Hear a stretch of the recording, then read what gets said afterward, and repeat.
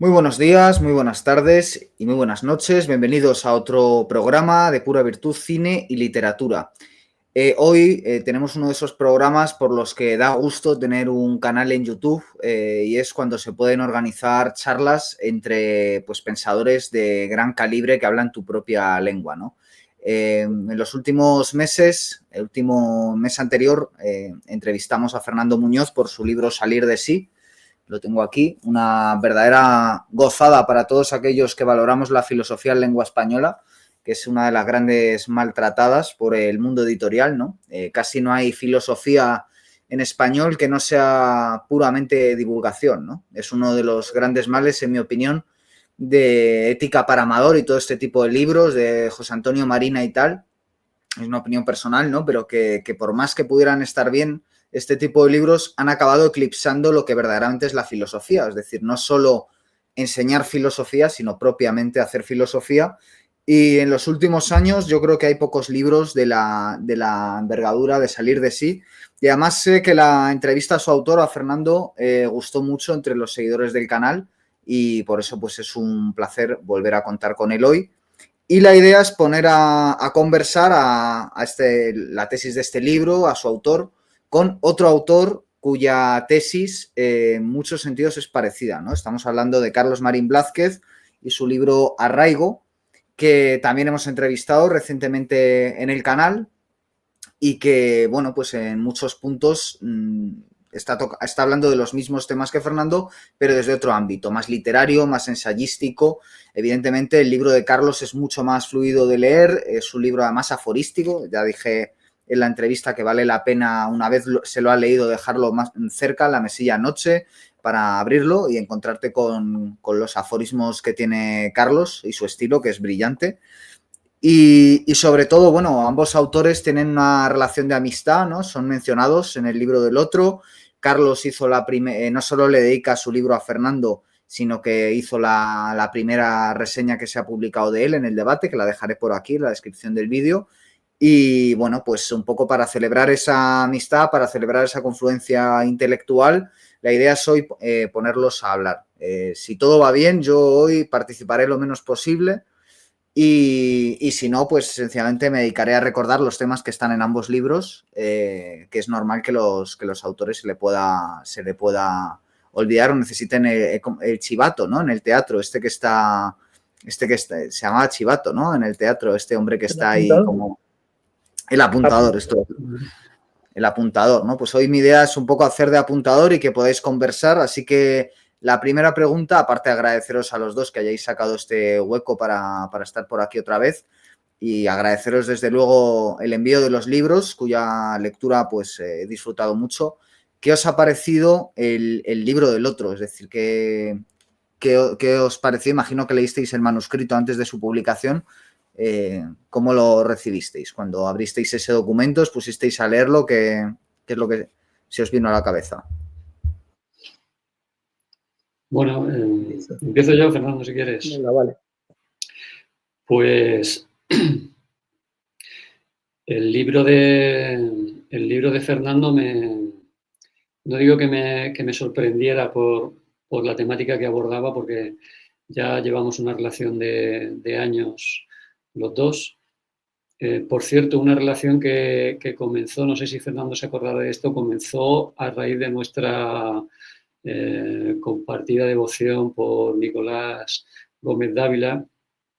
Yo publiqué mi primer libro de aforismos en el año 2017, Fragmentos, que no tuvo una gran difusión, pero quise que Fernando recibiera enseguida un ejemplar y hice todo lo posible por hacerme con su correo para poder enviárselo, porque yo había visto una conferencia suya colgada en YouTube sobre los escolios de Gómez Dávila y me pareció sencillamente deslumbrante. Yo a Fernando no lo conocía y cuando le escuché hablar, porque es un orador brillante, cuando le escuché hablar sobre Gómez Dávila, pues pensé que inmediatamente tenía que hacerle llegar mi libro, no porque mi libro estuviera ni mucho menos a la altura de los escolios de Gómez Dávila, pero sí porque había ahí una afinidad entre el modo de pensamiento de ambos, que había sido encauzada por el pensamiento, por las ideas de Gómez Dávila. Y a partir de ahí empezó la relación. Hemos tenido encuentros personales cuando hemos podido, porque vivimos en ciudades distantes entre sí. Pero vamos, yo el seguimiento que hago suyo es todo lo constante que puedo, los artículos que publica en el Imparcial, las apariciones que tiene en distintos cursos y que luego se quedan colgadas en YouTube, pues yo lo sigo porque me parece un pensador de primera línea y que piensa las cosas desde un ángulo que es diferente al de la mayoría del pensamiento que circula por ahí. Lo veo con una lucidez y con un cierto tono descarnado, pero al mismo tiempo con un aliento lírico que bueno, a mí personalmente me suscita, me interpela, vamos, y me suscita un gran interés. Y claro, cuando supe que había publicado el libro, pues sí, él me lo hizo llegar muy amablemente. Yo lo leí con muchísimo interés y con muchísimo detenimiento. Inmediatamente empecé a sacar notas del libro. Me di cuenta de que ahí había una gran obra que requería en algunos apartados un esfuerzo de concentración y de seguimiento para no perder el hilo de donde él quería llegar, porque yo creo que él, donde quiere desembocar, está muy claro desde el principio, pero hacía falta ese esfuerzo de atención para poder seguir ese hilo conductor. Pero una vez ese hilo conductor se sigue, pues o sea, no solo se llega a un desenlace hermosísimo en forma de coda y al final del libro, sino que además se aprende mucho porque Fernando es un gran conocedor de una serie de ámbitos del estudio del tratamiento de la personalidad humana que eran completamente ajenos para mí. Y entonces a mí me resultó muy gratificante y muy enriquecedor.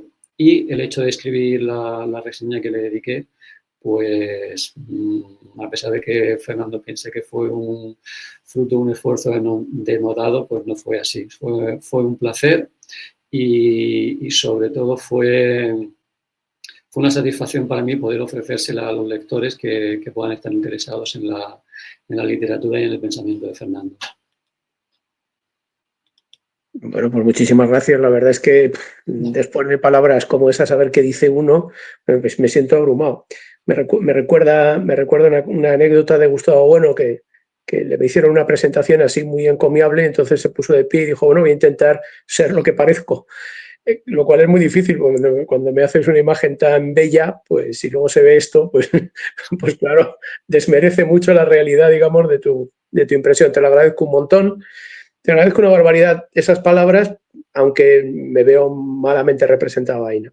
Recuerdo efectivamente que nos conocimos porque recibí fragmentos y lo ojeé y enseguida me di cuenta de que había escolios, no sé si llamarlos así, o fragmentos, que no solamente no desmerecían respecto a Gómez Dávila, sino que deslumbraban quizá más allá de los del original. Vamos, es verdad que el estilo era Gómez Daviliano y que bueno, pues él es el original y tú seguías esa estela, pero a mí me parece que algunos tenían un timbre propio y que no desmerecían al lado de la figura, a mi juicio, monumental de Gómez Dávila, o sea, que eran algo magnífico. Y recuerdo tu ponencia en un curso al que nos invitó Domingo González, ¿no?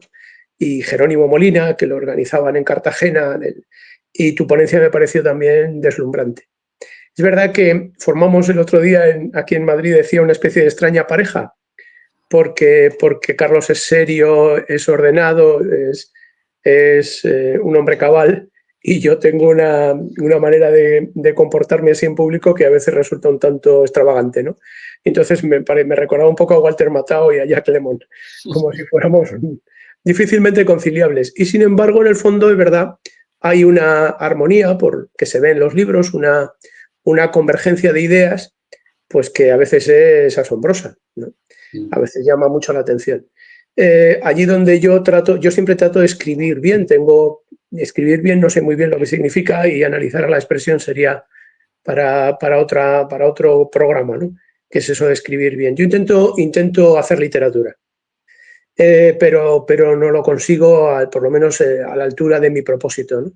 Y sin embargo, por ejemplo, autores como Carlos, pues consiguen expresar ideas que a mí me cuesta mucho formular con una alegría, pues como si no tuviera sin manifestar ningún esfuerzo, ¿no? Como si lo hicieran, digamos, nebenbei, que dicen los alemanes, ¿no? Al paso, sin darse cuenta, ¿no? Cuando para mí es algo arduo y difícil, ¿no?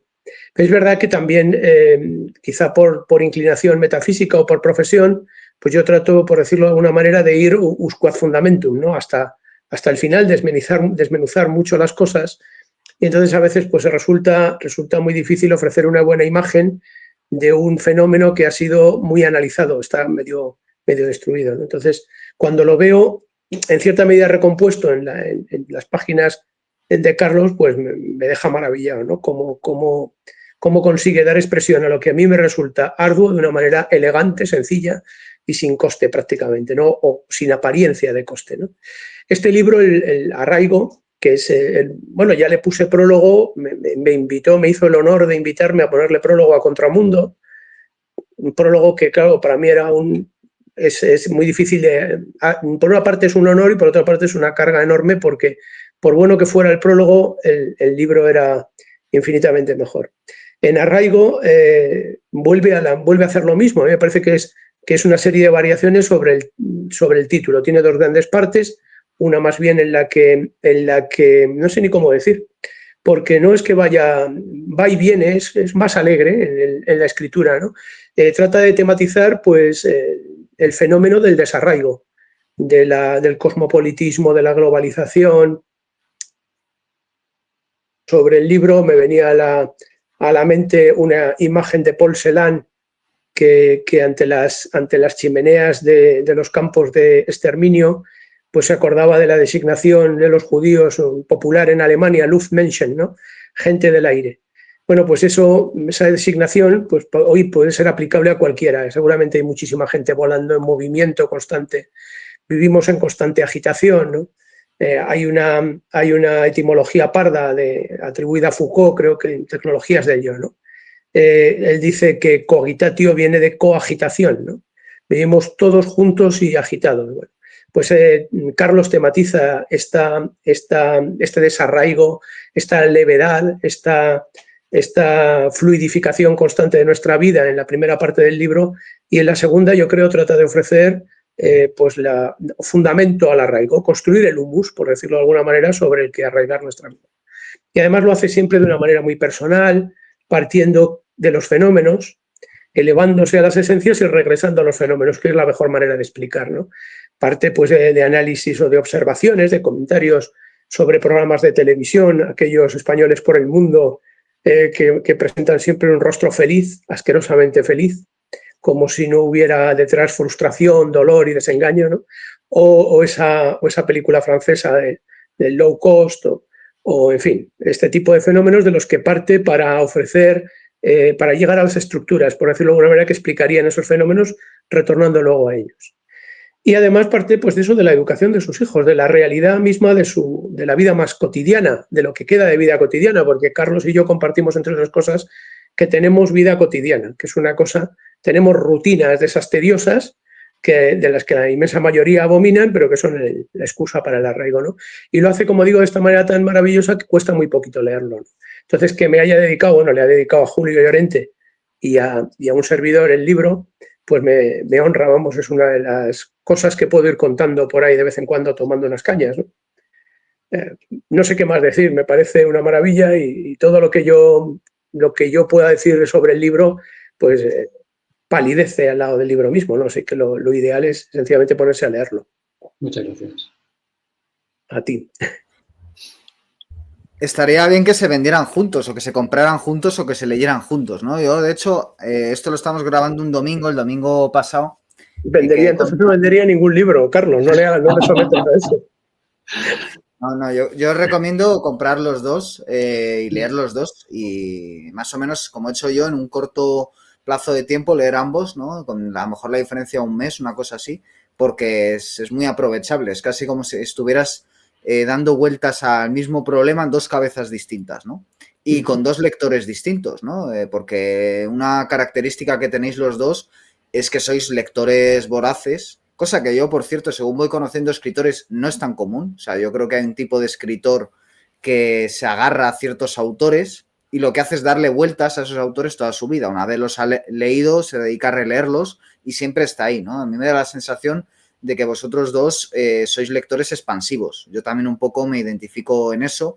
Leéis de todo, leéis continuamente. Entonces, por ejemplo, Fernando tiene partes en su libro que citas unas memorias de Marguerite Yourcenar, un poema de Borges, etcétera, y es muy disfrutable porque tienes ahí una gran variedad de lecturas, pero todas ellas pues son, digamos, transformadas, ¿no? En un mismo, o vistas desde un mismo prisma, ¿no? Entonces, en ese sentido, me gustaría que hablarais un poco de cómo leéis para escribir o cómo leéis mientras escribís, ¿no? Yo recuerdo Luis Antonio de Villena una vez se cogió un cabreo con un poeta joven porque en una presentación de un libro de poemas le preguntó, bueno, mientras escribías este poemario, ¿qué leías? Y el chaval le dijo, no leía nada porque no quería que nada me influyera, y entonces le espetó Luis Antonio de Villena. Entonces tienes la influencia del cero, ¿no? De la nada. Yo diría que, a lo mejor me equivoco, que vosotros leéis bastante mientras escribís y que se nota, ¿no? Porque hay lo que comentabas ahora, Fernando, a propósito de Carlos, hay comentarios de estrenos de programas de televisión que están a la orden de la actualidad, ¿no? Y es muy interesante porque cada uno además lo filtráis de una manera. Carlos, con ese modo más sociológico, muy interesante porque teniendo unos fundamentos intelectuales muy claros, es muy sociológico, tiene un muy buen ojo para la observación, no solo un buen estilo. Y en tu caso, Fernando, tienes un sistema muy potente antropológico. Entonces, claro, yo veo también cómo machacas en busca de digamos, la esencia filosófica,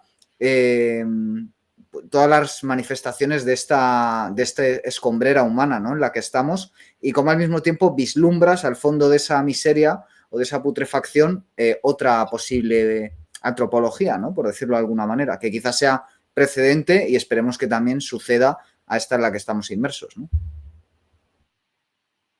Seguimos un orden. Bueno, pues yo es que me tomo la palabra y me tendrás que cortar, pues tengo hemorragia verbal, me pongo a hablar y no paro. Me recordaba esto que decías de esa gente que escribe sin leer, yo soy incapaz, ¿eh? Me recuerda que a la entrada de la Facultad de Filosofía, Templo del Pensamiento, un iluminado hace tiempo había puesto una pintada que decía, ¿cómo era? No estudies, piensa. Yo si me pongo a pensar sin estudiar me duermo. O sea, no tengo nada que decir.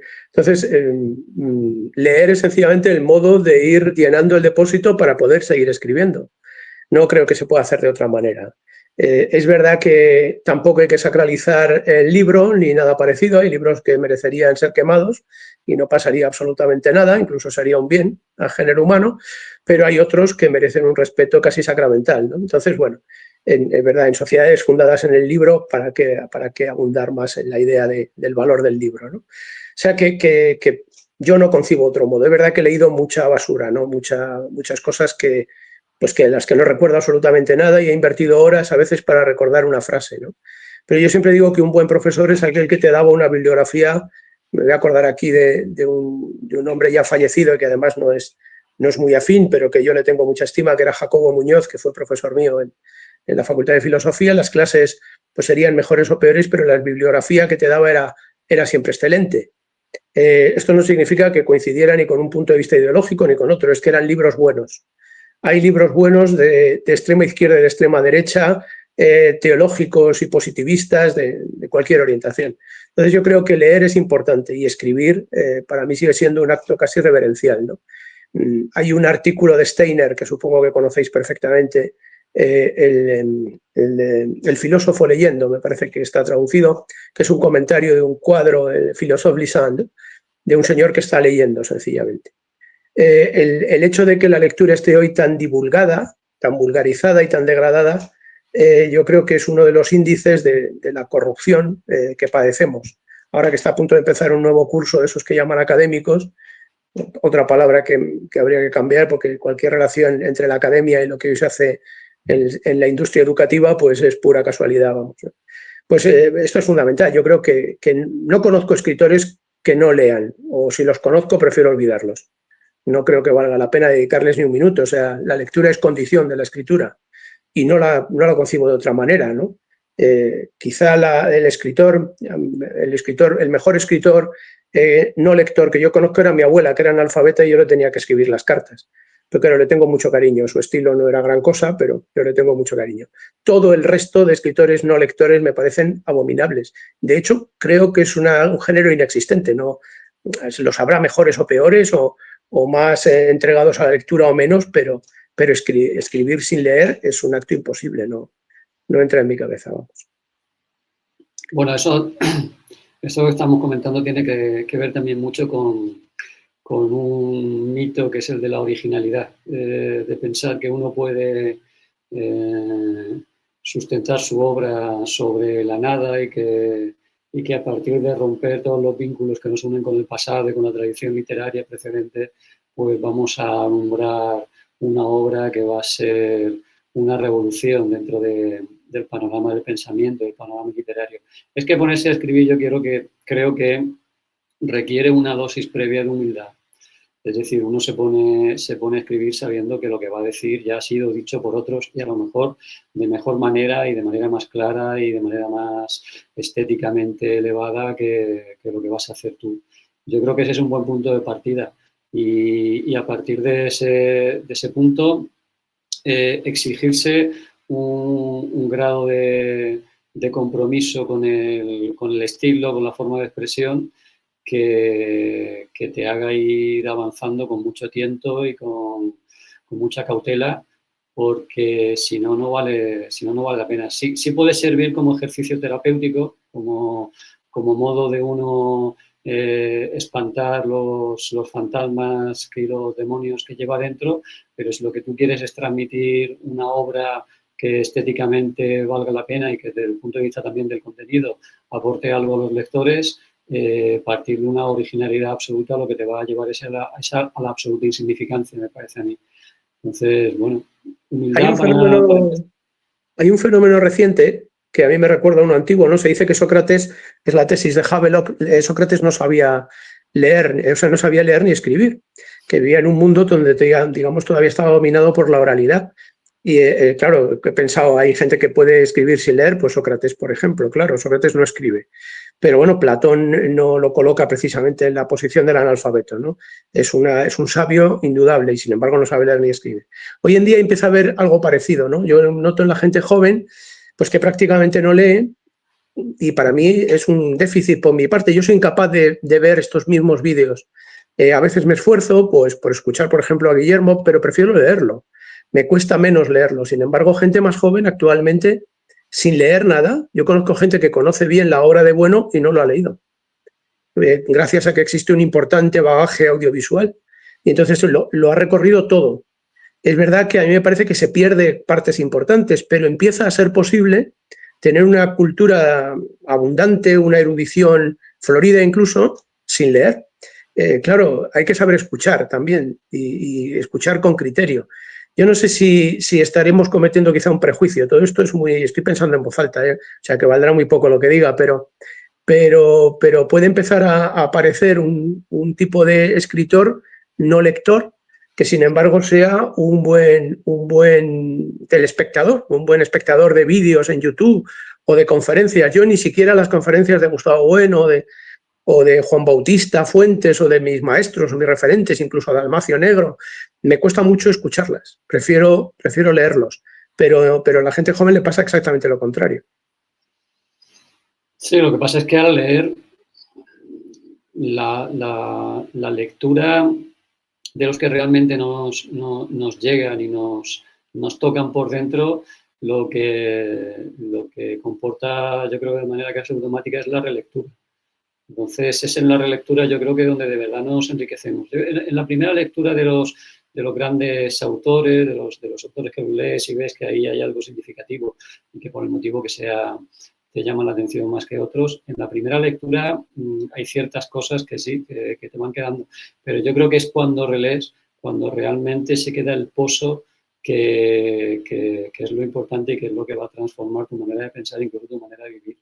Eso, claro, en una cultura simplemente audiovisual ya es más complicado, ¿no? Volver otra vez sobre un vídeo, no lo sé, no lo veo tan claro que eso tenga la misma repercusión que pueda tener una lectura profunda de un autor que nos interpela, ¿no?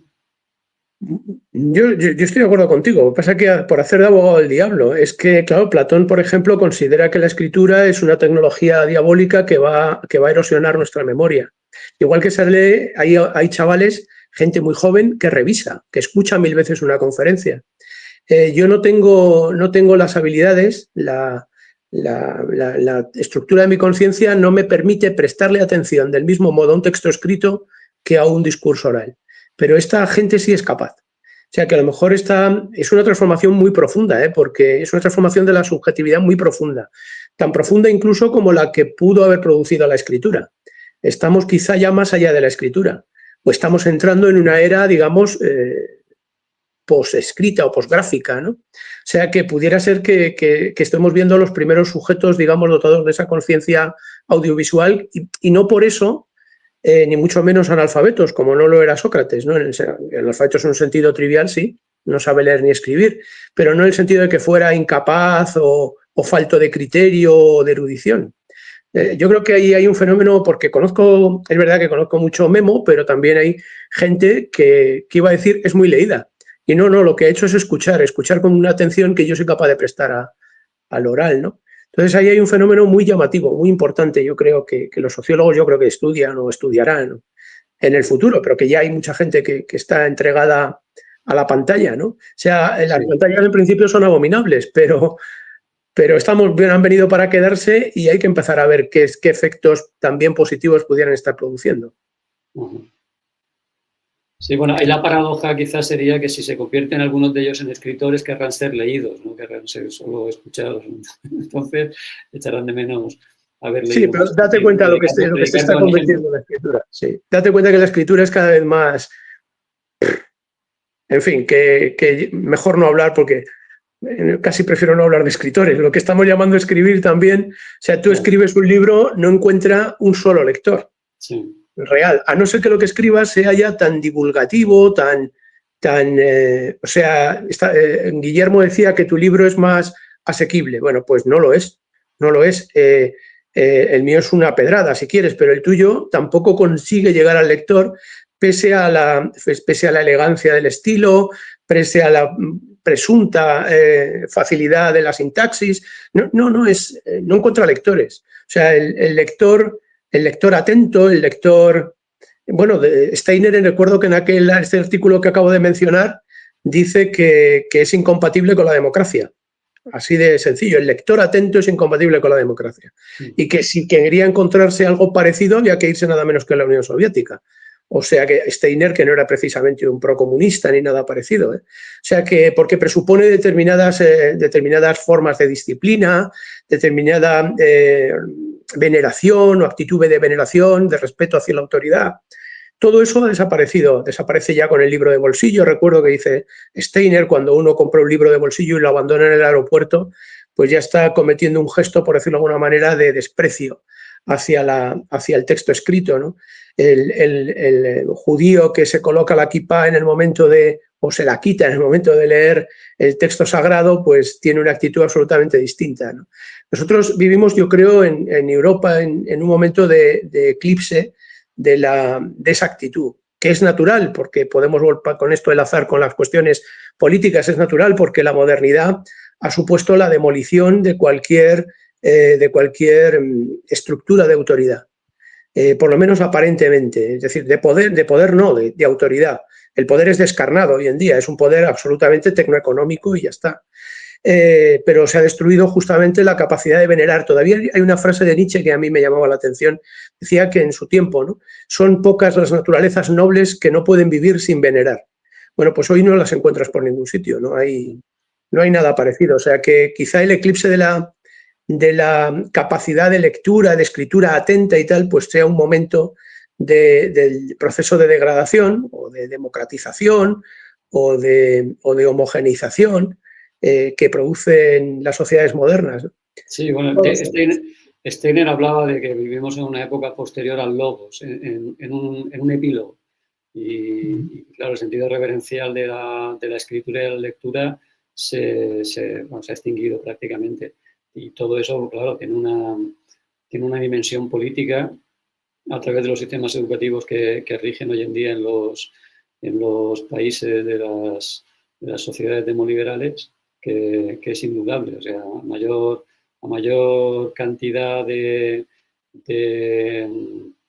esfuerzos de promoción de la lectura y todo este tipo de cosas, pues se va, paradójicamente o no tanto, se va rebajando el nivel de exigencia de lo que se publica y de lo que se vende, ¿no?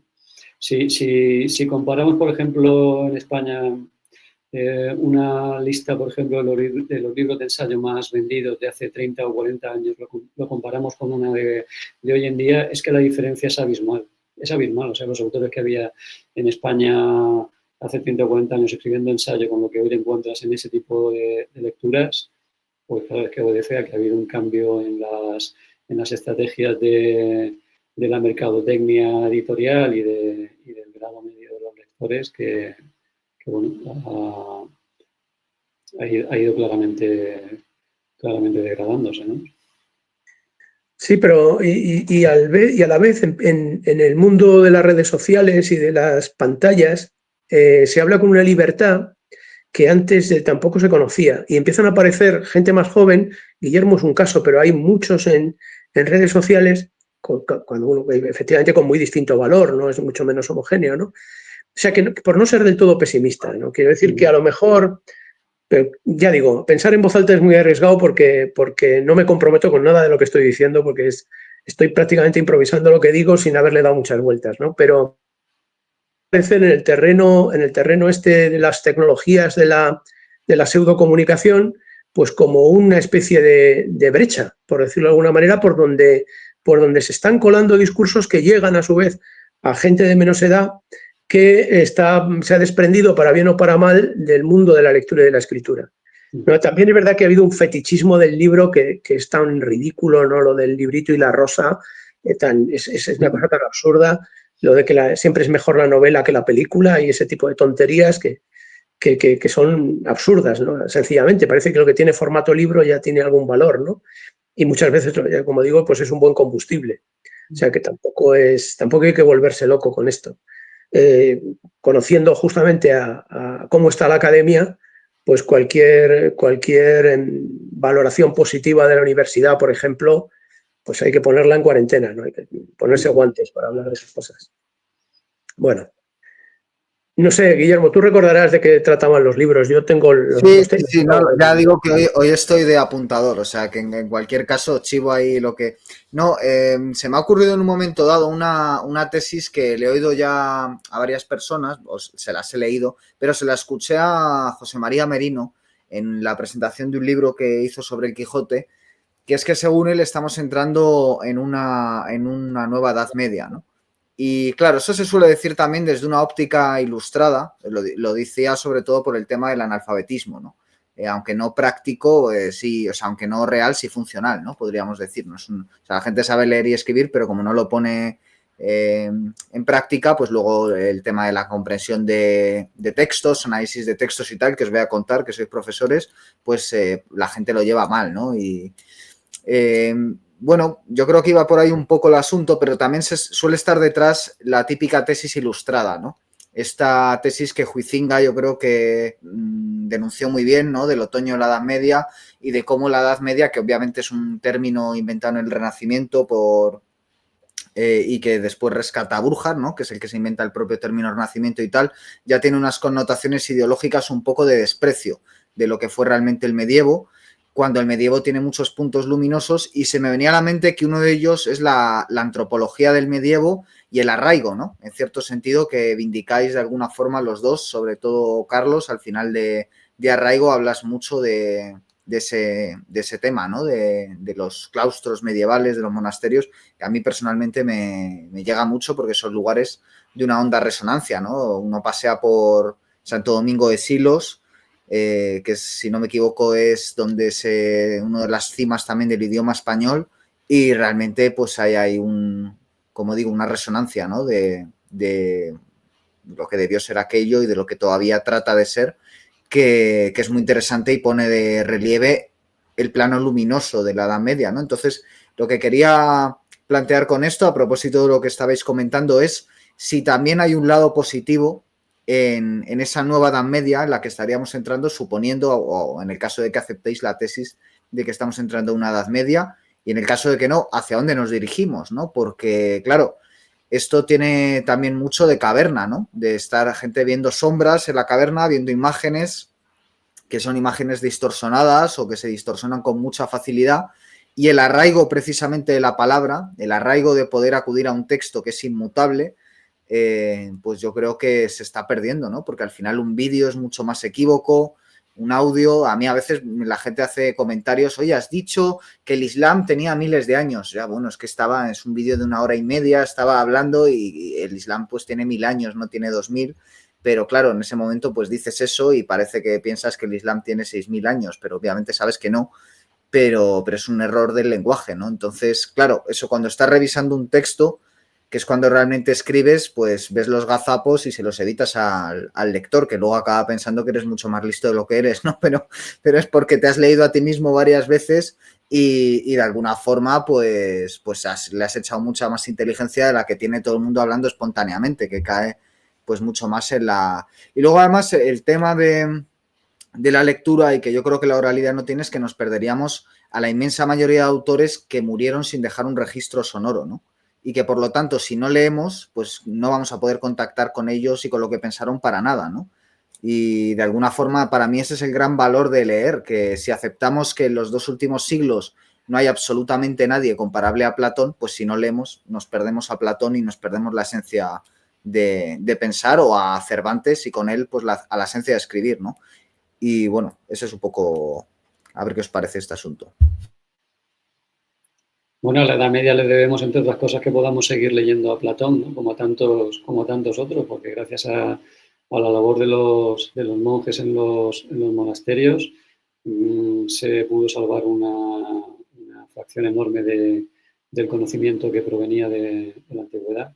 Yo no sé si estamos entrando en una nueva Edad Media, luego parece que estamos saliendo de una edad de esta posmodernidad, de lo que yo creo que todavía no hemos salido completamente, porque todavía quedan varios círculos infernales que descender y hay que estar preparado para eso. Pero bueno, como tanto el libro de Fernando como el mío acaban con una cierta propensión a la esperanza y a la luminosidad, pues creo que es un tiempo interesante. Creo que nuestro deber es vivirlo con la mayor intensidad posible, también con cierta distancia, para que podamos tomar una actitud preventiva frente a aquello que pueda resultar corrosivo para nuestro espíritu, y al mismo tiempo pues intentar sacarle el máximo provecho posible, igual que sacamos el provecho que podemos, por ejemplo, de las nuevas tecnologías que permiten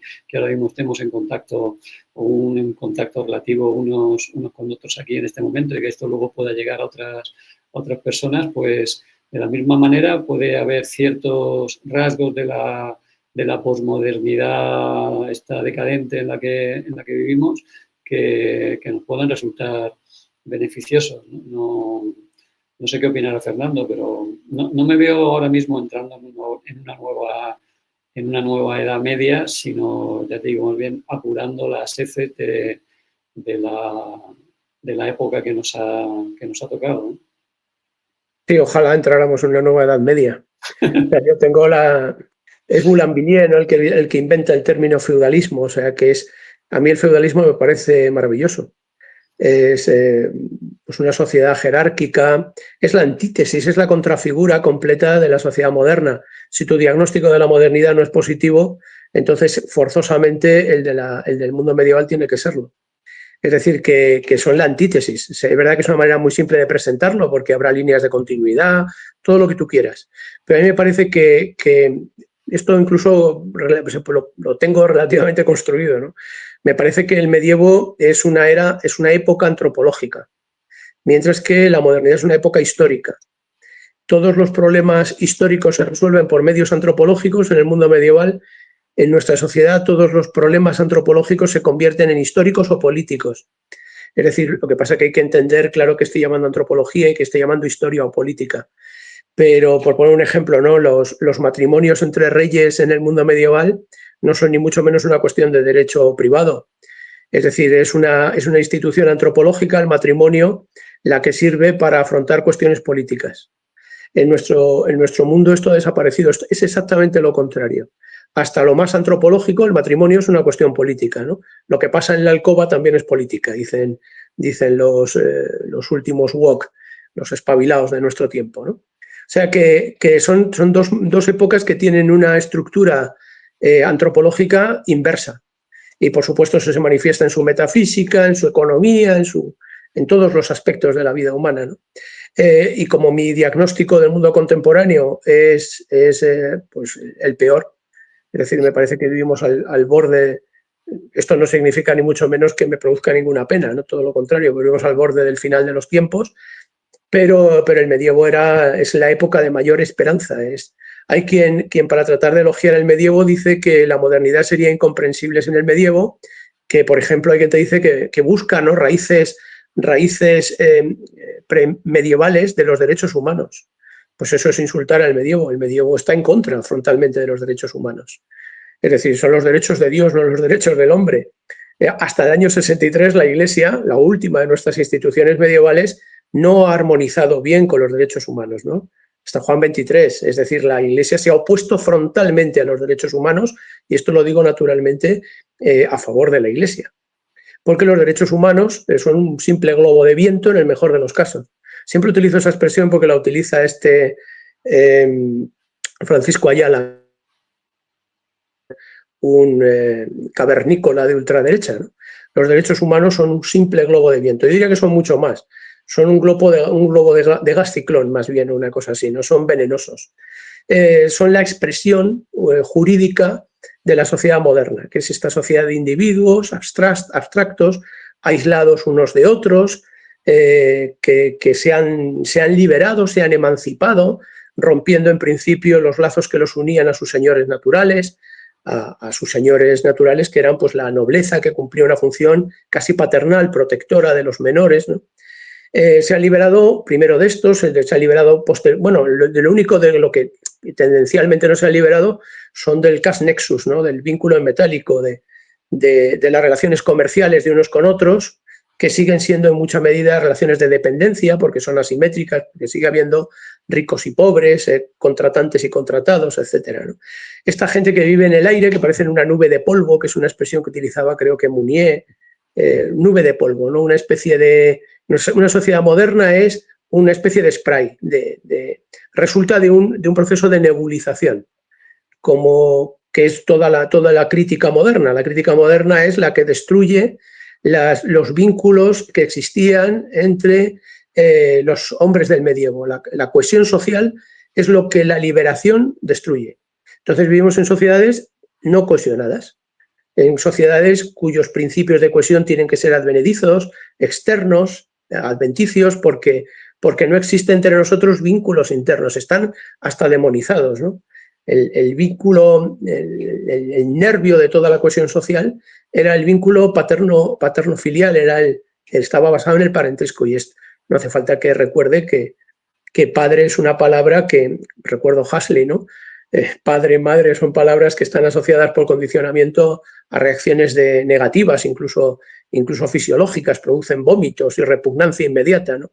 En un mundo feliz, hablar de padre, fulanito es madre, y todo el mundo huye a vomitar porque le produce aquello una repugnancia visceral. Bueno, pues esto a mí me parece que es así, explicar cómo ese proceso se va produciendo, ¿no? Cómo la modernidad va destruyendo esa estructura comunitaria característica del medievo. Eso lo hace magníficamente Carlos, yo lo intento también, y creo que en cierta medida lo consigo, ¿no? pero te coloca en una posición pues muy incómoda porque, por ejemplo, hacer el comentario que he hecho hace unos minutos sobre los derechos humanos o defender la figura del padre, pues es natural que en la sociedad moderna pues esté casi no, está criminalizado. Últimamente te pueden denunciar por delitos de odio a la más mínima, ¿no? Cuando lo único que estás haciendo es un análisis intelectual o racional del proceso, aun cuando lo consideres incluso inexorable. Yo creo que es casi fatal, ¿no? Es tan fatal como el desarrollo de la industria, porque en última instancia es el efecto último de la industria, ¿no? En este aspecto yo soy muy marxista, entre comillas. Quiero decir que me parece que el motor que desencadena la crítica, la destrucción de los vínculos comunitarios es el desarrollo tecnoeconómico, la industria en una sola palabra. Industria socialismo, dice Saint-Simon. Pues exactamente eso, ¿no? La industria es el socialismo, la industria es destructiva de la antropología. Por eso en su horizonte está siempre la creación del nuevo hombre. Pero claro, decir estas cosas es también muy impopular porque es la base de la idea de progreso. No sabemos muy bien qué es progreso nunca, salvo, por ejemplo, cuando hablamos de motores de coches. Ahí parece que sí, parametrizada la idea de progreso en términos tecnológicos tiene sentido. Un coche actual es un coche mejor que un coche de hace 50 años. Consigue pues, ponerse a mayor velocidad en menos espacio, con menor consumo de energía. Dados esos criterios, pues parece que no hay duda de que hay progreso. Ahora, pensar que yo soy superior a un hombre del siglo XII me cuesta mucho, me da hasta la risa pensarlo, ¿no? Estoy pensando ahora en un analfabeto, un señor de mi pueblo al que yo consideraba casi un abuelo, analfabeto, completamente analfabeto. Hizo la guerra en el bando republicano porque era de Toledo y allí llegaron los milicianos y le hicieron subir al camión. Entonces, cuando este hombre empezaba a contar sus historias de la guerra, nos sentábamos alrededor de él a escucharle fascinados. Me recuerdo que alguien me dijo una vez, es impresionante lo bien que este hombre narra a pesar de no saber leer y escribir, ¿no? Yo me di cuenta en ese momento de que justamente narraba así porque no sabía leer ni escribir. Por eso digo que cuidado con la lectura porque está al servicio de una sociedad ultramoderna, hipertecnológica. Hay que ver lo que se lee, ¿no? En los institutos, lo que se manda a leer. Hay que ver cómo hablan y cómo escriben muchos de nuestros compañeros en la docencia, en la academia. Es decir, que no hay por qué, ojalá volviéramos a la Edad Media con ese 99% de población analfabeta. No hay que olvidar también que es en la Edad Media donde existen, entre otros, Santo Tomás de Aquino o la Gran Escolástica. Es decir, que puede convivir una cultura libresca, letrada, con una veneración profunda hacia el trabajo intelectual, con una población analfabeta, pero asentada, por decirlo de alguna manera, en una forma de convivencia que reconoce la autoridad. Que es lo que nosotros, o sea, tú le dices a un chico ahora que por qué tiene que leer el Quijote, le cuesta una barbaridad entender que ese fulano, el tal Cervantes, valga más que, pues no sé qué voy a decir, que Lucía Echevarría o que cualquier autor o autora contemporáneo. En fin, no he leído a Echevarría, pero podría ser cualquier otro, ¿no? Podría ser yo mismo, vamos. ¿Por qué ese señor merece ese reconocimiento? Si no educamos a la población en esa actitud de veneración, es muy difícil recuperar. Y quizá esa actitud de veneración en una sociedad donde la tecnología de la literaria está tan divulgada, es mentira que los chicos no lean. Leen una barbaridad de mierda. Leen mensajes de WhatsApp mal escritos, pero en grandes cantidades, constantemente. Lo que no tienen es naturalmente la concentración para mantener la atención sostenida en un texto largo, pero tampoco eso tendría que convertirse en un ejercicio de circo. El texto largo, por ser largo, esto lo diría Gómez Dávila inmediatamente, no por eso es precisamente mejor, ¿no? Hay que modificar radicalmente la sociedad. Y yo creo que, por terminar, lo que tenemos en común en los dos libros, a distinta escala, Carlos es mucho más, creo yo, a lo mejor tú me corregirás si me equivoco, es mucho más dulce. Carlos es más amable. El final de su libro apela al hogar, a la familia. El mío ya ni siquiera. En la coda que yo le he puesto al libro, al autor que tengo presente, por ejemplo, es un francés muy impopular que se llama Logan Overton, que está estigmatizado, que es un seudónimo naturalmente porque vive amenazado pues, por las fuerzas, digamos, más democráticas, más igualitarias, más integradoras de nuestro tiempo, y él lo que está llamando es sencillamente a prepararse para la guerra. Así se llama su último libro, Guerra. O sea que ese es el callejón por el que yo veo que pudiera haber una salida de este mundo. Y ya no apelo ni siquiera a la familia, es casi un diálogo entre individuos que pudieran vivir emboscados, en alguna forma de retaguardia, ocultos, casi como insectos, bajo capas de ceniza donde nadie los encuentre, ¿no? O sea que yo tengo una imagen muy negra de todo esto, pese a que siempre lo digo con una sonrisa, porque tengo un convencimiento profundo de que no prevalecerán, pero es lo único que me mantiene un poco la sonrisa, ¿no? En fin, que me tomo la palabra y puedo estar aquí diciendo cosas raras todo el tiempo. Sí, bueno, y luego hay otra cosa terrible de esta época en que vivimos, y es que vivimos todos bajo el estigma de la sospecha. Es decir, no hay libertad para decir lo que uno piensa, para poder proclamar su disidencia respecto a determinadas ideas que se han impuesto como si fueran dogmas hegemónicos. Y esto es una cosa tremenda, claro, eso también es algo doloroso y que configura nuestra mentalidad, pero vamos, cada día. O sea, no, a lo que se ha referido ahora mismo Fernando, pues eso es un discurso peligroso en la sociedad en que vivimos, porque contradice totalmente lo que es el discurso oficial. Y todo lo hemos asumido así con completa naturalidad. O sea, las cotas más altas de libertad que se supone que venía a traernos el proceso revolucionario de 1789 y luego las revoluciones liberales y mayo del 68 y tal, bueno, todo esto ha sido todo lo contrario. O sea, es la imposición de una censura constante sobre nuestro propio pensamiento. O sea, es una violencia que ejercemos sobre nosotros mismos para simplemente no decir la realidad que vemos. Esto claro, es propio de una sociedad enferma, ¿no? Bueno, es propio sociedad enferma. Si nos atendemos a la distinción entre sociedad y comunidad, la sociedad es la enfermedad de la comunidad, tal como ya la veo, ¿no? Entonces, es que vivimos una sociedad prácticamente perfecta, es decir, cadavérica, vamos, muerta. Empieza a haber una crítica de la libertad. Yo me atrevo ahí en el librito a hablar mal de la libertad. O sea, la libertad es un tóxico destructivo. Porque hay muchos autores, no necesariamente, porque cada vez que hablas en contra de la libertad te colocan ya inmediatamente pues el estigma este del fascismo, todas esas milongas que hay que empezar a sobreponerse a ellas, porque efectivamente tienen costes, ¿eh? Yo sé muy bien los costes que tienen, ¿eh? Y me da miedo. A veces me relajo porque se me olvida que estás grabando esto, Guillermo, y que somos tres amigos, pienso que somos tres amigos hablando. Pero hay cosas que yo editaría, de lo que acabo de decir, ¿eh? Esto que hay que hablar con muchísimo cuidado porque todo lo que se diga puede ser utilizado en tu contra.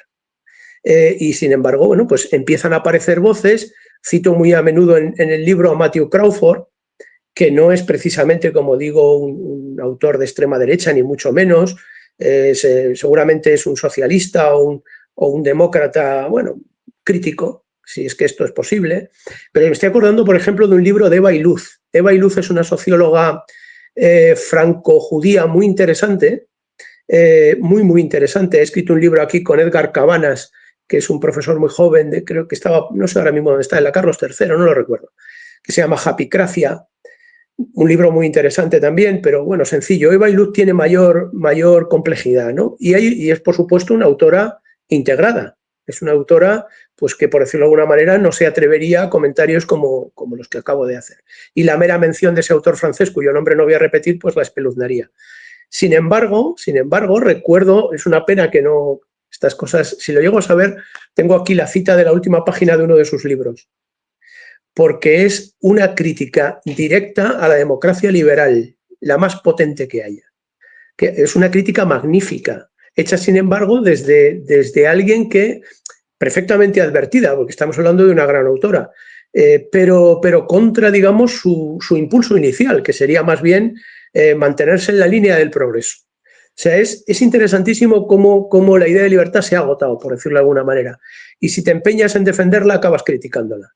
es una crítica de la libertad de elección, de la libre satisfacción de nuestras preferencias, que es a lo que llamamos libertad. La gente suele entender por libertad hacer lo que te dé la gana. Una condición para hacer lo que te dé la gana es tener dinero, punto. De ahí no hay más que, poco hay que añadir, no hay que ponerle límites a esa libertad. Justamente estaba leyendo estos días un debate sobre el debate en realidad entre el papado y la Asamblea Revolucionaria Francesa en torno a la Declaración Universal de Derechos Humanos, que pues se trata únicamente de ponerle límites a la libertad. Roma trata siempre de asociar los derechos a deberes, mientras que lo que acaba haciendo la Asamblea es dejar los derechos como sustantivos en realidad en el vacío, ¿no? Porque son irrealizables. Los derechos sin deberes son pura emancipación, son la expresión de una libertad meramente negativa, ¿no? que da lugar a enormes problemas. Son, como decía antes, la liberación es la separación, la desvinculación. Cualquier vínculo que mantengamos unos con otros crea dependencias. Como queremos ser absolutamente libres, tenemos que ser radicalmente independientes. Es natural que acabemos desconfiando unos de otros, sospechando unos de otros.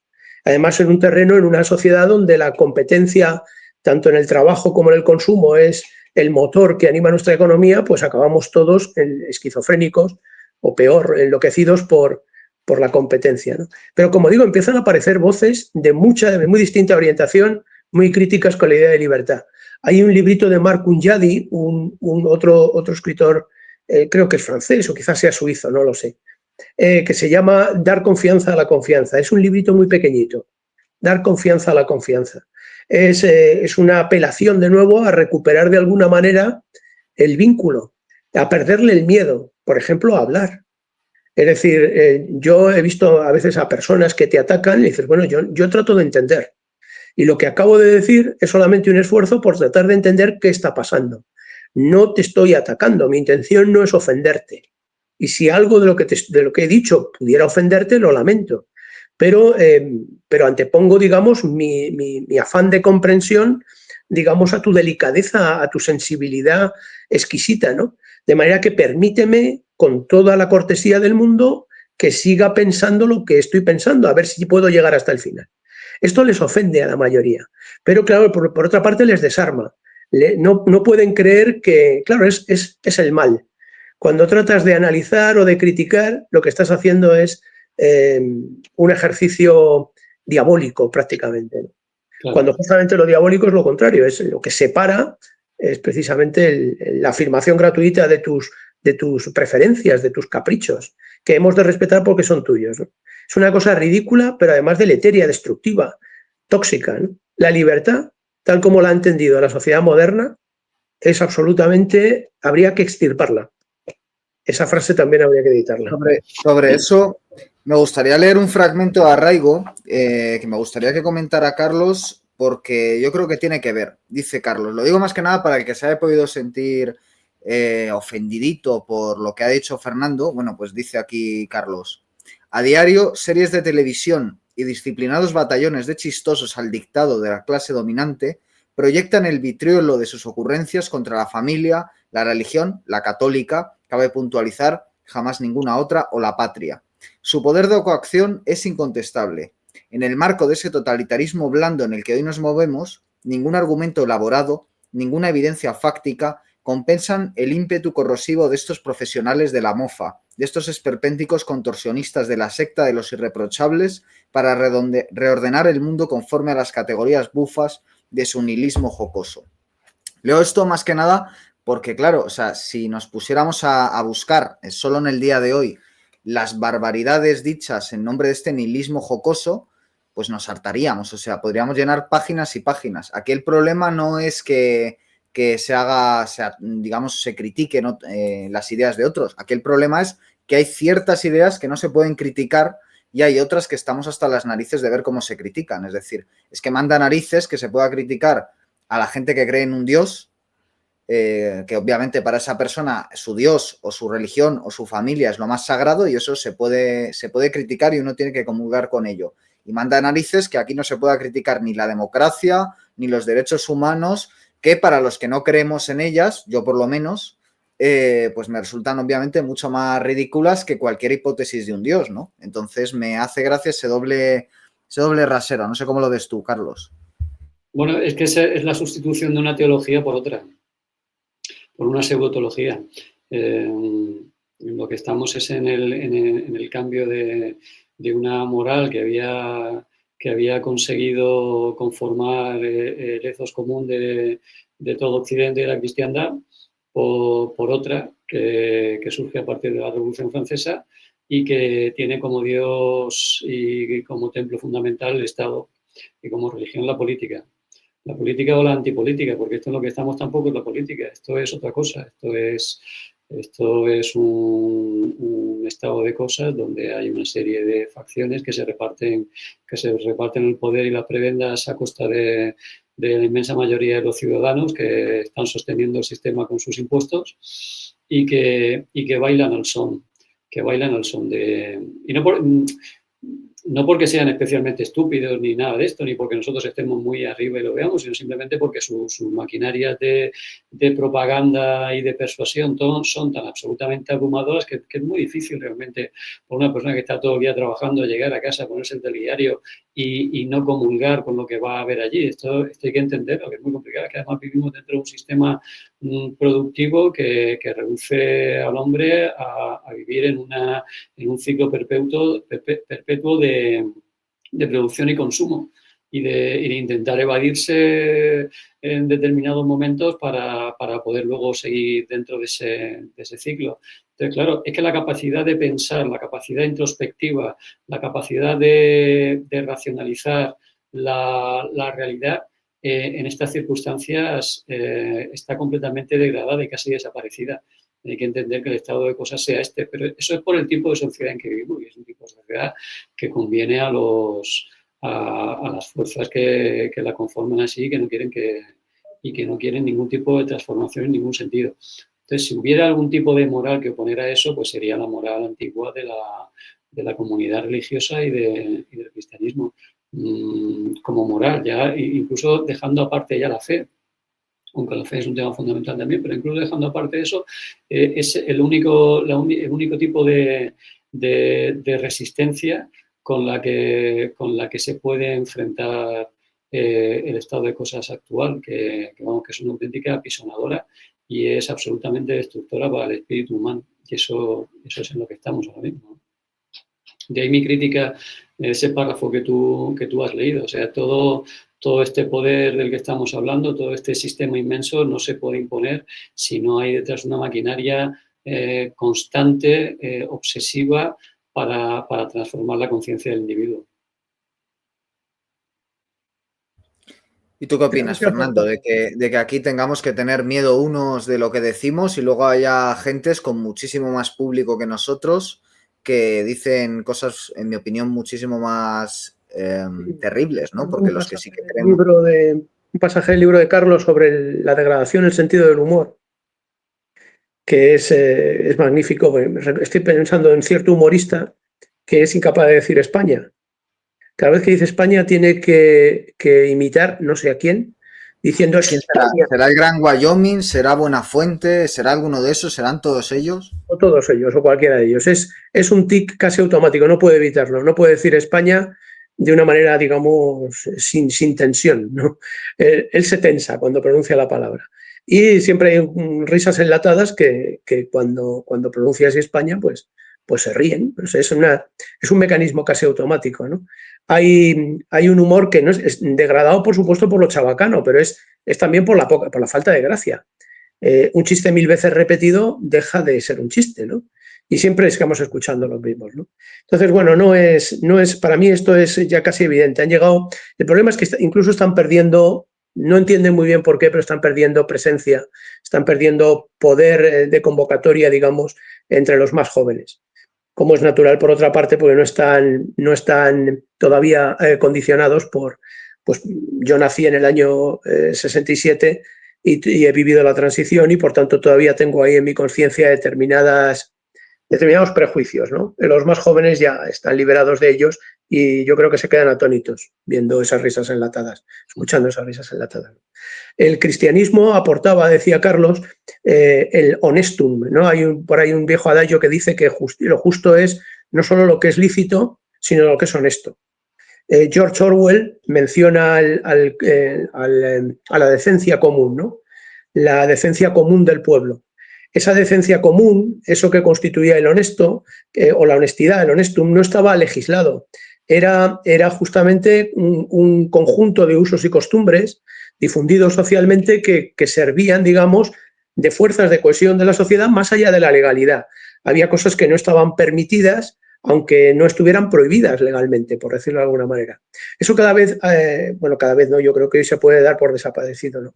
Recuerdo, siempre cito un prólogo de un librito que me gustó mucho de los Skidelsky, se llama, Eduard y no recuerdo, Skidelsky, un libro que se titula Lo necesario para una buena vida, ¿no? Dos liberales británicos que se quedan sorprendidos porque, están sorprendidos porque ven que el liberalismo dio por supuesto, digamos, los valores sociales vigentes y esos valores sociales vigentes los olvidó, los dejó al margen, el Estado se desocupó de ellos y han ido desapareciendo. Entendieron, por supuesto, que la sociedad era por naturaleza clásico-cristiana, suelen decir ellos, clásico-cristiana. Y no lo es por naturaleza, lo es a través de un proceso histórico también políticamente protegido, culturalmente promovido. El liberalismo, en la medida en que ya no reconoce ningún honesto, ninguna decencia común, todo es permisible, todo es... No hay que poner límites a la libre expresión. Los derechos humanos garantizan la libre expresión de tu subjetividad, sea esa la que sea. Puedes hacer lo que te dé la gana. Es la libre elección, la libre satisfacción de nuestras preferencias. Todo eso que por una parte es muy funcional al mercado y que hoy se ha elevado a los altares justamente en la forma de los derechos humanos. La Iglesia desde el principio mantuvo que había que ponerle un límite a esa libre expresión de nuestras preferencias. Ese límite no era un límite coercitivo, entre comillas, era un límite educativo. Había que formar a la sociedad, había que formar a la población, mucho más que en matemáticas o en ingeniería, había que dotarles del sentido de una buena vida. Es decir, hacerles partícipes de ese bagaje de usos y costumbres que constituían el tejido de la vida en común, por el desagüe. Es decir, hoy en día cada uno puede hacer lo que le dé la gana y justamente se apelará a los derechos humanos. Y no hay ningún límite, no hay ninguna idea de la decencia común, del honestum, que de alguna manera acote lo que nosotros llamamos libertad, que es, pues eso es libertad, pues recuerdo un anuncio americano, no de patatas fritas, matutano, pongamos por caso, te da la libertad, te deja escoger la salsa. En eso consiste nuestra libertad, en poder hacer humor banal sobre lo más sagrado, ¿no? Porque sencillamente pues estamos en nuestro derecho y se acabó. Es decir, es una banalización, una degradación por banalización de la vida en común, pues como no hemos conocido históricamente, ¿no? Entonces, claro, ¿qué es lo que tiene a favor, qué tiene, lo que tiene a su favor la Edad Media? Esa era de analfabetos. Pues que esos analfabetos estaban moralmente bien construidos y por tanto eran mucho más fuertes que cada uno de nosotros y mejores, profundamente mejores. Además, eso es condición para el desarrollo de una cultura en un sentido ya libresco de primera importancia. O sea, nosotros vivimos en una sociedad degradada que es incapaz de reconocer, pues eso, acordaos para resumirlo mucho, del tango de lo mismo un burro que un gran profesor, el cambalache. O sea, es una mezcla de todo con todo, donde cualquier manifestación de tu individualidad equivale a cualquier cosa. Hay un pasaje ya muy viejo de un libro de Finkielkraut que se llama Un par de botas viejas equivalen a Shakespeare. Pues en esto estamos, ¿no? O sea, que tú puedes eructar y eso es la quinta. Es este libro, Fernando. La derrota del pensamiento. Eso es. Sí, que además es curioso porque justo la cita que he leído de Carlos acaba donde empieza una cita de Finkielkraut. O sea, se ha producido aquí un ejemplo clásico de sincronicidad junguiana. Por ir cerrando un poco, claro, los dos libros yo creo que son muy completos, ¿no? O sea, los dos libros hacen una crítica demoledora de aquello en lo que estamos inmersos y al mismo tiempo proponen en sus apartados finales una solución, que obviamente no es una solución de hay que hacer A, B y C, porque ahora mismo no son esas las condiciones, sino que es más bien igual que se detectan los elementos de putrefacción, pues también se apunta a los elementos para salir de ese estado de putrefacción, ¿no? En ambos libros. Un poco a modo de coda de esta conversación desenfadada que hemos tenido, ¿cuáles son esos elementos a los que aferrarse? O digamos, después de que, como me decía Carlos recientemente en la conversación que tuvimos, ya hay muchos libros, ¿no?, de crítica, por decir de alguna forma, y es cierto que se ha abierto una suerte de ventana de Overton, ¿no?, en los últimos años, que no estaba antes para criticar ciertas cosas. Es decir, yo creo que hace 5 o 10 años era más peligroso meterse con los derechos humanos que ahora, por fortuna, ¿no? Pero al mismo tiempo parece que todo ha empeorado bastante en estos 5 últimos años, diría yo, y que en lo que se nos ha concedido, se nos ha dado ese poco de cuerda, se nos ha quitado de otro lado, y quizás sea el no tener soluciones, ¿no? Veo más difícil las soluciones que hace 5 años, que todavía había espacio a la utopía dentro de la izquierda o a la esperanza, ¿no?, en el ámbito de la derecha, que diríamos. Y yo creo que ahora mismo ni los izquierdistas están muy utópicos ni los derechistas están muy esperanzados, ¿no? Más bien todo es pasar la tormenta. Y bueno, yo creo que vuestros libros, aparte de que tienen ese interés de hacer unos análisis muy profundos, magníficamente escritos en ambos casos, muy bien estructurados. Es cierto que Carlos, pues prácticamente se sienta a tu lado y te cuenta el libro mientras lo estás leyendo, y Fernando pues te pide que cojas un cuaderno y vayas tomando apuntes un poquito más arduos, ¿no? Te hace pensar más si cabe, o te hace ir más al lado intelectual, y Carlos es más como si te lo estuviera contando alguien, pero en cualquier caso los dos tenéis ahí un desarrollo muy, muy valorable hasta ese final. Entonces, un poco que nos contarais incluso qué opináis de la propuesta respectiva del otro en su libro. Bueno, pues Fernando hace un análisis en su libro, en parte de él, muy basado también en el valor de la palabra. Yo creo que la degradación de nuestro tiempo está muy asociada también a la degradación del lenguaje y a la degradación de la palabra. Él habla del idiota locuaz, el idiota locuaz como una de las figuras arquetípicas de nuestra época. Por eso el subtítulo de su libro, de Salir de sí, es Para la revolución de los idiotas. Idiota no en un sentido necesariamente despectivo, sino como una descripción de un tipo humano que realmente no tiene nada que decir en el ámbito público, en el ámbito de lo político, en el sentido más noble del término, y que precisamente, pues quizá porque no tiene nada que decir, a lo que se dedica es estar todo el tiempo hablando y todo el tiempo diciendo cosas. Entonces, ese término revolución quizás sí apunta a una salida, pero no una salida política, sino una salida que es un término que le resulta muy grato a Fernando, una salida metapolítica. Si no entendemos que más allá de la política, por debajo de la política, tiene que volver a germinar un sustrato común de creencias, de principios, de costumbres. Si esto no vuelve a germinar, las soluciones políticas serán simplemente parches momentáneos, parches circunstanciales para problemas que se van presentando. Hoy estamos en una polémica, el día de mañana pasaremos a otra polémica a propósito de otro tema. Es cierto que hay problemas muy graves que se van extendiendo en el tiempo, pero todo tiene que partir de soluciones, de una toma de conciencia profunda sobre que el problema no es meramente político, sino que va más allá. Yo creo que va incluso en el sentido de intentar resucitar una metafísica que ha sido totalmente arrasada por la modernidad y por la posmodernidad. Yo creo que por ahí va la solución de Fernando. Bueno, pues yo creo que la de Carlos, es llamativo que hablemos uno del otro, ¿no? Pero Yo creo que Carlos no va muy lejos de ahí también. Es prácticamente la misma, creo yo. A ver si me explico. Ahora mismo acabo de tener, según te oí hablar, tenía claro lo que iba a responder y acabo de tener una especie de lapsus. La solución no es política, decías.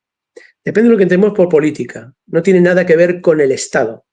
Hay que recuperar un uso noble de política como vida común, ¿no? Cuando Aristóteles dice que el hombre es un zoon politikon, pues a veces traducimos animal político sin mucha conciencia de los cambios que el término ha tenido a lo largo de la historia. Cuando yo creo que la mejor traducción, pero claro, esto tendría que haber aquí algún experto que me corrigiera, aunque yo creo que depende más de la interpretación filosófica que puramente léxica, ¿no? Yo creo que la traducción correcta de esa expresión es un animal comunitario. El hombre es un animal comunitario. Y la polis, el Estado, está al servicio de la comunidad. Idealmente, la polis es la expresión suprema de la comunidad. En nuestra sociedad contemporánea esto no es así. El Estado ya no es expresión de nada, primero porque se ha sustantivado y se ha antepuesto a la propia comunidad. Ha tomado su lugar. El fin del Estado debía ser el de preservar la vida comunitaria. Dicho de una manera más sencilla, el Estado tiene que estar al servicio del hombre y no el hombre al servicio del Estado. Pero estoy diciendo hombre y no comunidad, pero es que el hombre es una realidad comunitaria. Por eso hay que empezar por cuidar mucho la comunicación, por medir las palabras, por pesarlas, porque las palabras son la sustancia de la tradición. Y hay que tener conciencia, a mí me gusta mucho una expresión de Alfonso Reyes, que dice que muchos no saben lo que las palabras traen adentro. Hay que sopesar las palabras, hay que volver a recuperar modos de comunicación profundos. Eso significa serenos, tranquilos, sedimentados, olvidarse de que el lenguaje es una herramienta, un instrumento. El lenguaje es constitutivo de nuestra subjetividad y se construye en la vida en comunidad. A ese objeto debe orientarse la política. Es decir, una política que se hipostasia y que se olvida de que es un medio para un fin, se convierte en fin en sí mismo. Eso es la modernidad y por eso resulta tan repugnante la política, ¿no? Hay que volver a orientar la política a su fin último, que es la preservación de la vida humana. Pero para eso hace falta volver a tener algún tipo de concepto más o menos claro de lo que es la vida humana. Y esa vida humana no es la vida de un individuo que da libre cauce a la satisfacción de sus preferencias, porque ese individuo es un fantasma, ese individuo es inexistente al margen de los otros, está íntimamente unido a los otros. Por eso la salida de Carlos, que es una especie de recuperación o de conservación.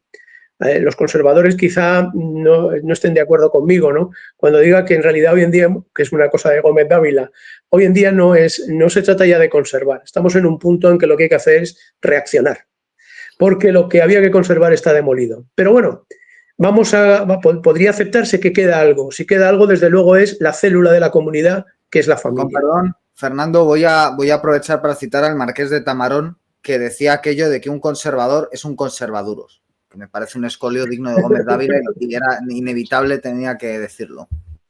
Bueno, yo no estoy tan seguro. Conozco a conservadores muy, muy respetables y es posible que quede algo que conservar, es posible, pero quizá la mejor manera de conservar sea reaccionar. Por eso la mejor manera de conservar a lo mejor es revolucionar la sociedad. Siempre me acuerdo del aforismo, está en lo que está mal en el mundo, de Chesterton, ¿no? Hay que revolucionar la nación, hay que salvar la familia. Y quizá para salvar la familia no quede otra que eso, que una revolución, no sé si política, pero intentar defender la familia bajo el signo de estos que dicen que todo es política, es ya un gesto político, porque esta gente no reconoce nada que no sea político, porque ha hecho del Estado la totalidad, ¿no? Hay un artículo, yo siempre lo recomiendo, se lo pido a los chicos, pero ya son incapaces de leerlo en el bachillerato o incluso en la universidad, ¿no? Un viejo artículo que conoceréis perfectamente de Ortega que se llama Democracia morbosa. Que bueno, hoy en día no se lo publicarían en ningún sitio, estoy convencido. Primero por lo bien escrito que está, eso ya sería una razón instrumental para que no salga un accidente, pero es que además por la sustancia. La democracia es un medio, no es un fin. Estos demócratas ante todo, de los que se burla Ortega, son estos políticos que han hecho del Estado, pues lo han elevado a los altares, sin darse cuenta de que los altares están vacíos y por tanto lo han elevado al vacío, pero bueno, pero lo han sacralizado pues, de alguna manera, ¿no?, al Estado. Yo creo que no hay que volver a una visión de la política como herramienta al servicio del hombre, ¿no?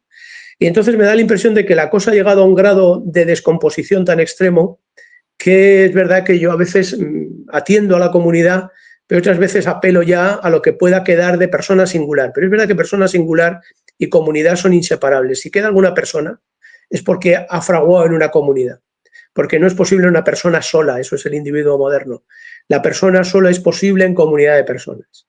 Entonces hay que rehacer la comunidad. Entonces mi coda es una especie de llamada más allá del círculo íntimo de tu propia familia, a aquellas otras voces que pudieran estar vivas y que yo no tengo presentes, con los que de alguna manera reconstruir el mundo, rehacer el mundo. Y eso pasa, entre otras cosas, porque podamos hablar en confianza, porque no temamos ser denunciados por el otro por haber expresado nuestras ideas, porque volvamos a rehacer la estructura, la forma de convivencia en el que es posible una buena vida, una vida buena, una vida propiamente humana. Es verdad que eso es muy revolucionario y que afecta, entre otras cosas, a la economía. Es decir, habría que trabajar de otro modo, habría que romper con la industria. Por eso a mí me resulta a veces simpático, entre comillas, pues salidas como las de Anna Bomber, tú conoces bien y a veces, claro, tiene un libro sobre este señor y hemos hablado mucho sobre ello, ¿no? Un libro magnífico, por otra parte. Anna Bomber o aquellas salidas antitecnológicas, ¿no? La política se ha convertido en una técnica también. Hay que ir frontalmente contra la técnica, contra el sistema tecnoeconómico, cuyo motor último, además, y esto que estoy diciendo es muy revolucionario, me parece muy radical, pero me atrevo a decirlo porque estamos entre amigos y nadie nos oye, ¿no? Hay que ir contra el desarrollo de la idea moderna de razón, cuyo referente último son las ciencias físico-matemáticas.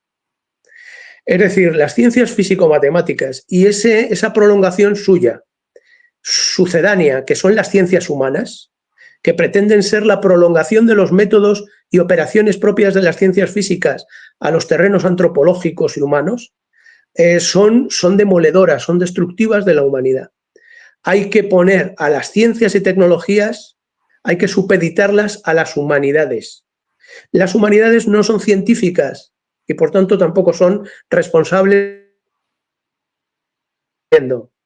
Y el nervio de esas humanidades, como recordaba Carlos, justamente es una filosofía metafísica, es una metafísica o una teología metafísica. Reconstruir esto hoy en día es prácticamente imposible, prácticamente imposible.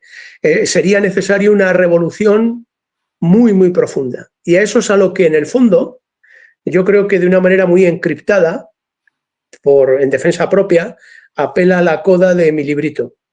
O sea, y creo que es lo mismo que pide Carlos, solo que él todavía tiene, por eso digo que a veces es más amable, él tiene todavía la esperanza, digamos, porque tiene hijos, claro, yo los tengo también, y me duele cuando digo esto, me duele una barbaridad, pero me da la impresión de que incluso la familia o el elemento del parentesco está deshecho entre nosotros, porque otras poblaciones, por acabar siendo ya del todo incorrecto, otras poblaciones sí que llegan al territorio de Europa con estructuras de parentesco muy, muy potentes. Y no me refiero solo al Islam, también a los chinos. O sea, que hay estructuras de parentesco poderosas que se están asentando entre nosotros. Comunidades bien cohesionadas. Nosotros tenemos un aparato técnico y una estructura estatal muy, muy poderosas, pero me da la impresión de que son cartón piedra, porque no pueden sobrevivir si no están unidas en la sustancia de una verdadera comunidad. No, esa es nuestra respiración asistida. La técnica es la respiración asistida que nos han aplicado para intentar prolongar un poco más lo que es una situación de agonía y de ocaso. Perfecto, eso es exactamente eso. De hecho, como sois los dos profesores y padres, me gustaría preguntaros, ya digo, ya había hecho la última pregunta, pero bueno, dejadme una coda. Por la serie esta de adolescencia, no sé si la habéis visto, pero yo que tengo algún amigo profesor que no tiene mucho tiempo para series, me dijo, mira, Guillermo, ¿tú has visto la serie esta adolescencia? Le dije que sí, y me dijo, pues hazme un resumen rápido porque de pronto se ha puesto todo el mundo a hablar de esto entre los compañeros y tal, y yo no sé muy bien de qué va el asunto. Entonces, no sé si la habéis visto, habéis oído hablar de ella, pero yo creo que adolescencia, todo el mundo se ha fijado en, bueno, en la parte más evidente.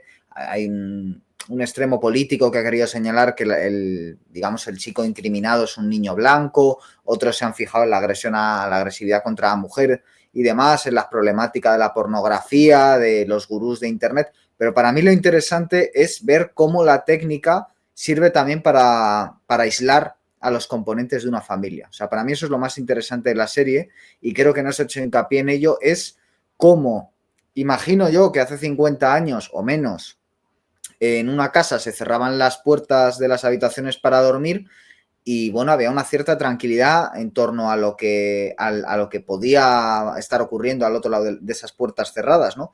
Y cómo en el momento en que se introducen las pantallas, casi que hay una infinidad de posibilidades de lo que se pueda estar accediendo, ¿no? Podemos decir. Y casi también cómo eso ha generado barreras entre generaciones que se ven tanto en el tejido social, pues de los compañeros de trabajo o de las personas que sencillamente convivimos, pues comprando el pan, etcétera, como por supuesto en una familia, al punto de que a veces parece que se habitan mundos distintos, ¿no? Porque hay brechas entre generaciones que son casi mayores que las brechas que había entre personas de distintos siglos en el pasado, ¿no? A nivel, digamos, epistemológico, cognitivo, de referentes y bueno, a mí generalmente eso es lo que me produce más inseguridad, más creo que se ve bien en la adolescencia, ¿no? Como antes de la adolescencia los niños no tienen acceso a teléfonos móviles y ese problema no existe, y como en la entrada de la adolescencia, con la llegada de los móviles, ese problema se instala, y yo creo que si tiene algún mérito esta serie, más allá de sus planos secuencia, es que muestra esto muy bien, ¿no?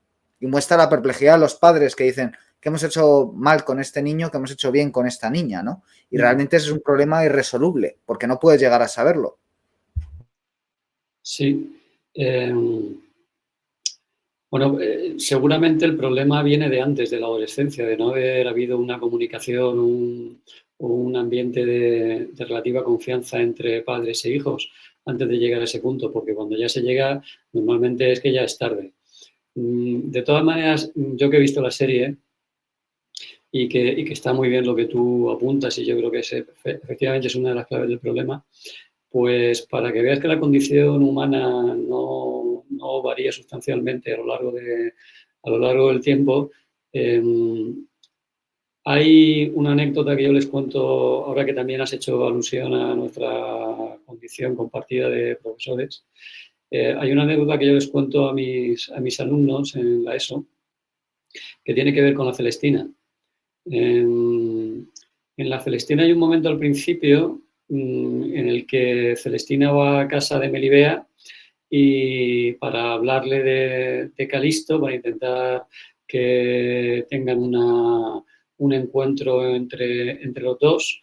Y bueno, al principio Melibea va a rechazar a Celestina, pero lo más significativo del momento es que Celestina consigue quedarse a solas con ella, con la chica que tendrá 15 o 16 años.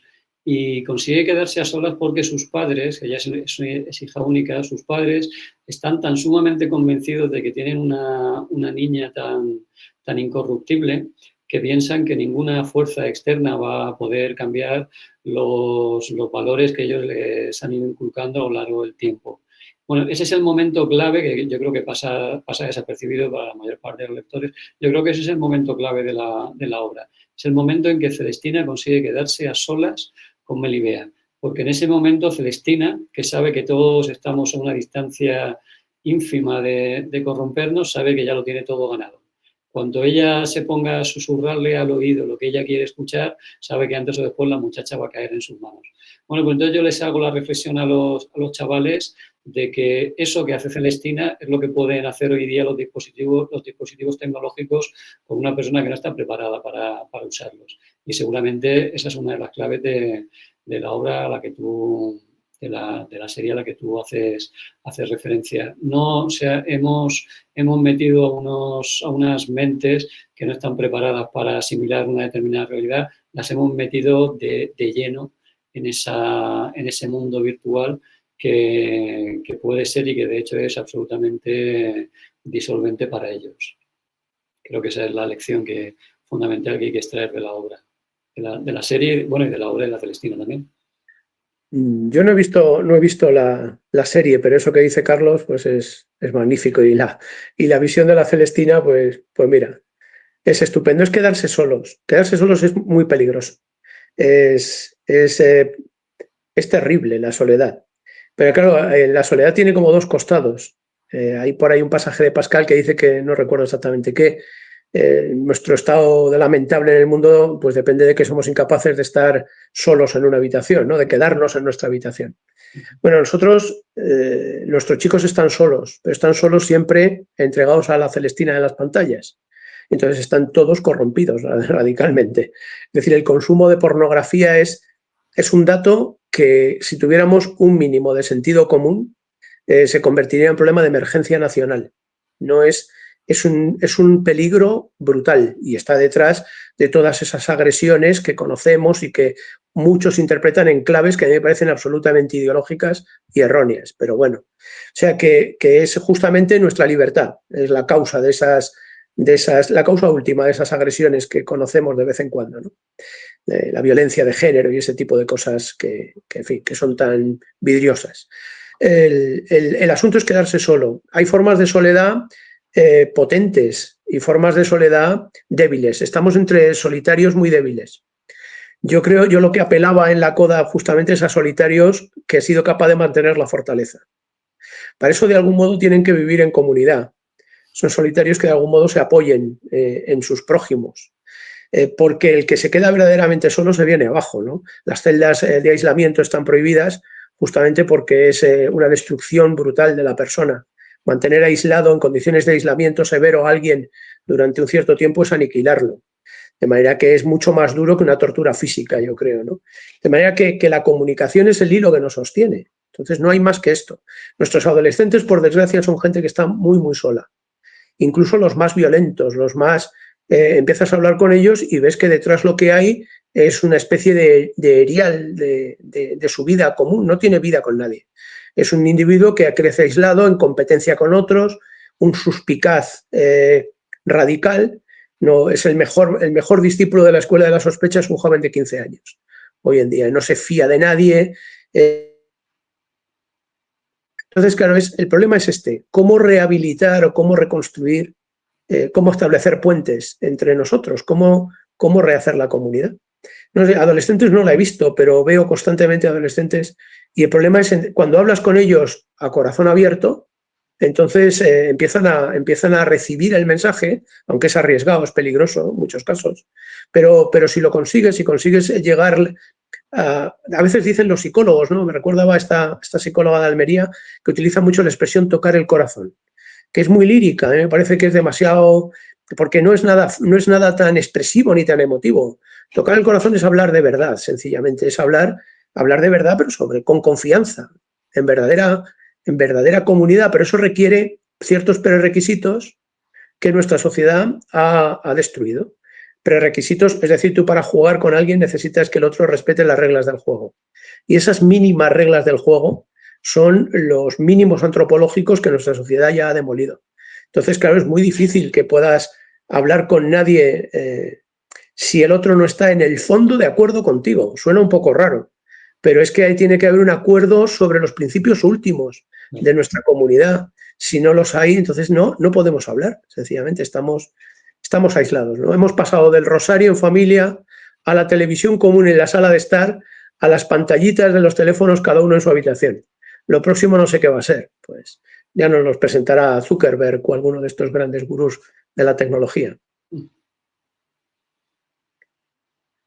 Pues si os parece, levantamos aquí espadas, que ha sido un gustazo tenerlos aquí, la verdad, dos interlocutores de nivel, dos escritores de nivel, y además me parece que sería muy buena ocasión, si tuviéramos buenas instituciones literarias, pues que lo financiaran y tal, el poder reuniros a vosotros dos, con Enrique García Máiquez, con José Antonio Martínez Climent, que es quien me puso tras la pista de Carlos, y alguno más, porque creo que sois unas voces que cada uno desde vuestros parámetros y vuestros estilos, porque al final sois todos estilistas también, estáis hablando un poco en esta línea que a mí me resulta muy, muy interesante, así que bueno, en ese sentido ha sido un gusto poder teneros aquí. Y como decía antes, pues un buen pack es llevarse los 2 libros y desde luego leerlos en un periodo de tiempo pues cercano el uno del otro.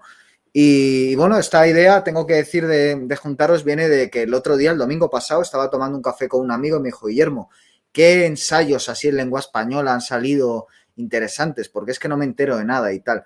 Y yo le cité justamente los 2 vuestros y dije, pues mira, igual que estoy aquí con mi amigo y tal, a ver si poder juntar a Fernando y a Carlos a ver qué pasa, ¿no? Y así que nada, gracias por dar satisfacción a esa idea y desde luego no me arrepiento después de haberos escuchado y sobre todo pues lo que espero es que lo hayan podido disfrutar igual los espectadores. Poco más, llegamos al término del programa. Quien quiera leer a Carlos el debate y quien quiera leer a Fernando el imparcial, aparte de los libros, por supuesto, y que volveremos pronto con más programas en Pura Virtud, Cine y Literatura. Hasta pronto.